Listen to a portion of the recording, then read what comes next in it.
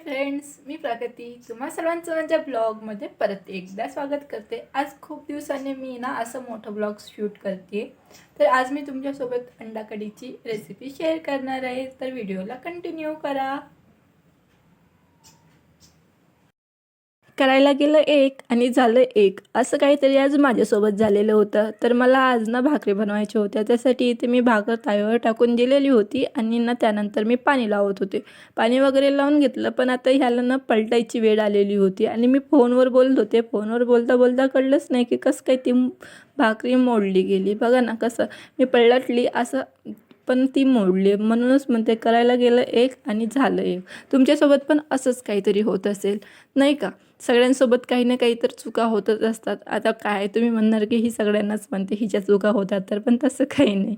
आता काय होत तर असतातच, माझ्याकडून तर होतच असतात।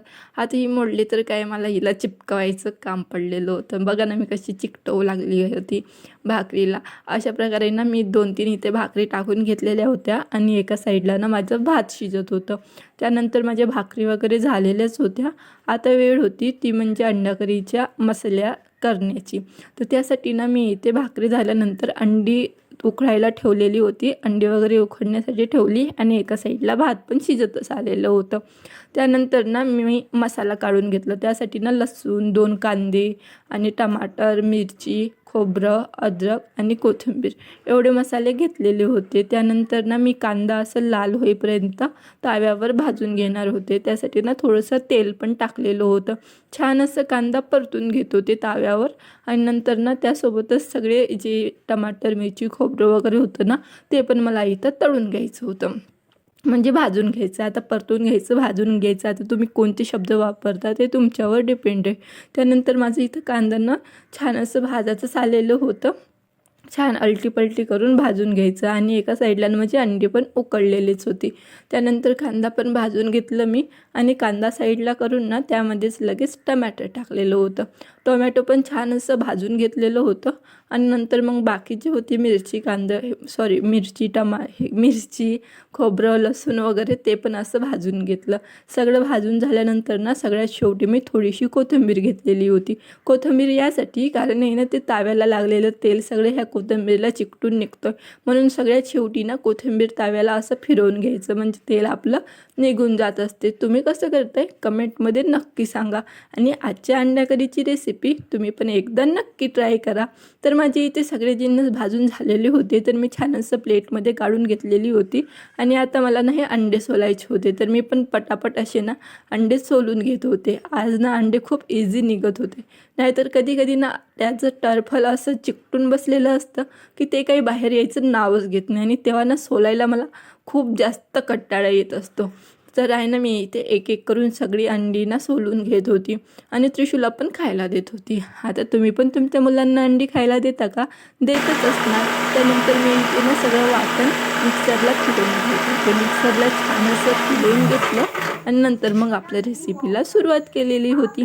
रेसिपीला सुरुवात करण्यासाठी अगोदर मी इथे कढई ठेवली, त्यामध्ये ना 1 पळी तेल घातलेलं होतं, कारण मला अंडी तळून घ्यायची होती। त्यामध्ये ना मी थोडीशी हळद आणि थोडीशी लाल मिरची पावडर टाकलेली होती आणि एका अंडीचे 2 काप केलेले होते, म्हणजे 2 भाग केलेले होते आणि ना मी ते असं आतल्या बाजूनी तेलामध्ये ठेवत होती आणि त्यानंतर ना छान अशी सगळी अंडी तळून घेणार होते। पण मी तळणार तर होते, पण मला ह्या ना उलथण्याने काही मला पलटताच येत नव्हतं। त्यासाठी ना मला खूप अवघड गेलं। तर तुम्हाला ज्या चमचने छान असं हाताळता येते ना तेच चमच घ्या, कारण मला तर नाही जमलं। मी ना 2-2 चमच घेतलेले होते। बघा ना कसं मला पलटताच येत नव्हते आणि नंतर ना मी छान अशी सगळी अंडी तळून घेतली होती। आता तुमच्याकडे पण वेगवेगळ्या रेसिपी असणारच, त्या पण माझ्यासोबत शेअर करा, म्हणजे मी पण काहीतरी नवीन बनवून खाण्याचा प्रयत्न करत जाईल। मला पण नवीन नवीन रेसिपी ट्राय करायला ना खूप जास्त आवडत असते। मी पण यूट्यूबला काहीतरी नवीन बघतच असते, बनवून बघते आणि मला जर का आवडलं तर मी तुमच्यासोबत पण शेअर करत जाणार। आतापर्यंत तर यूट्यूबची रेसिपी तुमच्यासोबत शेअर नाही केली आहे, हे तर मी माझ्याच काहीतरी माझंच डोकं लावून ना मी रेसिपी बनवत असते आणि छान वाटली तर मग मी ते तुमच्यासोबत पण शेअर करत असते। असे मला न्यू न्यू उद्योग करायला ना खूप जास्त आवडते। आता माझी इथे ना अंडे तळून झालेले होते. बघा ना कसे छान लाल दिसते. खायला ना खूप टेस्ट लागते हे. म्हणजे कसं हळद आणि मिरची पावडर लावले ना त्यामुळे. नाहीतर नाही लावलं तरी कोणी कोणी लावत नाही, पण मी लावत असते. आणि छान अशी अंडी वगैरे सगळी एक एक करून ना मी सगळी अंडी तळून घेतली. मी 2 बॅचमध्ये तळली. अगोदर 4-5 काप टाकलेले होते. त्यानंतर मग परत 3च राहिले होते, तर नंतर मग मी 3 काप टाकलेले होते आणि ते पण छान असे ना तळून घेतलेली होती. आता माझी अंडी तर तळून झालेलीच होती. तुम्ही बघू शकता ते तर उलटं पडलेलं होतं. आता मला त्याला सरळ करायचं होतं त्यासाठी. आणि त्यानंतर ना माझी ते अंडी वगैरे छान तेल बघा ना कसं काळं झाले, कारण त्यात हळद आणि मिरची पावडर आहे ना ते तळलेली होती. त्यानंतर ना मी त्यामध्ये परत 2 पळ्या तेल ॲड केलं आणि नंतर मग आहे ना त्यामध्ये आपण वाटण केलेलं सगळं वाटण टाकलं. एका वेळेस नाही, पण थोडं थोडं टाकलं आणि छान असं ना परतून घेतलं. ते वाटण परतून घेतल्यानंतर ना त्याच्यामध्ये आता वेळ होती मसाले टाकण्याची.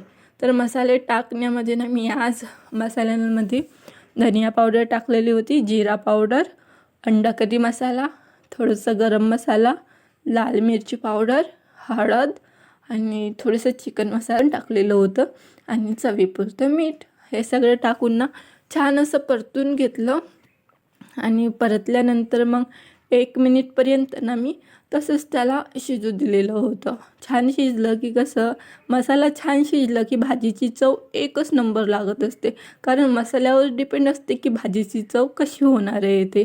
आणि नंतर मी सगळे मसाले टाकले एक एक करून आणि त्याच्यानंतर छान असं परतून घेतलेलं होतं आणि तेच ना मसाल्याचं भांड्याचं पाणी त्यामध्ये मी ॲड केलेलं होतं. तेच ॲड केल्यानंतर त्याला 2 मिनिटपर्यंत तसंच शिजू दिलं होतं. मस्त अशी तेल सुटलेलं होतं त्याला. त्यानंतर छान हलवून घेतलं आणि नंतर ना मग काय मला जेवढं पाणी लागत होतं, म्हणजे मला जेवढी पातळ भाजी करायची होती ना त्यामध्ये मी पाणी टाकलेलं होतं. मी तर 2 ग्लास पाणी टाकलं होतं. म्हणजे एवढं मोठं पण ग्लास नाही, मीडियम साईजचं ग्लास होतं. त्या ग्लासने मी 2 ग्लास पाणी टाकलेलं होतं. तुम्हाला किती पाहिजे ते तुम्ही तुमच्या हिशोबाने ठरवू शकता. आणि त्यानंतर ना इथे माझे पाणी टाकल्यानंतर ना छान अशी उकळी पण आलेली होती. तर मग मी त्यामध्ये ना अंडी पण टाकलेली होती. अंडी आहे ना शेवटी टाका, नाही तर मग ते कसं भाजी फिरवताना आहे ना फुटून जात असतात. मग काय त्याच्या आतमधलं जे पिवळं भाग असते ते सगळं मिक्स होऊन जाणार. तर मग एवढं काही खास नाही ना, त्यासाठी ना सगळ्यात शेवटी मी अंडी टाकलेली होती. चला तर मग कशी वाटली आजची तुम्हाला रेसिपी कमेंटमध्ये नक्की सांगा. आता माझे व्हिडिओ तर खूप लोक बघतात, पण सबस्क्राईब काही करतच नाही, लाईक पण करत नाही, काही कमेंटमध्ये पण सांगत नाही. तर काय माझे सबस्क्रायबर तर वाढायचं काही नावच घेत नाही. तर तुम्ही पण एकदा भाजी नक्की ट्राय करा आणि मला कमेंटमध्ये सांगा की कशी झाली होती ती. कोथिंबीर टाकल्यावर ना एकच नंबर दिसत होती भाजीचा लूक. चला तर मग या जेवण करायला. भेटू आपण अशा दुसऱ्या ब्लॉगमध्ये आणि चॅनलला लाईक, कमेंट, सबस्क्राईब नक्की करा. Bye bye.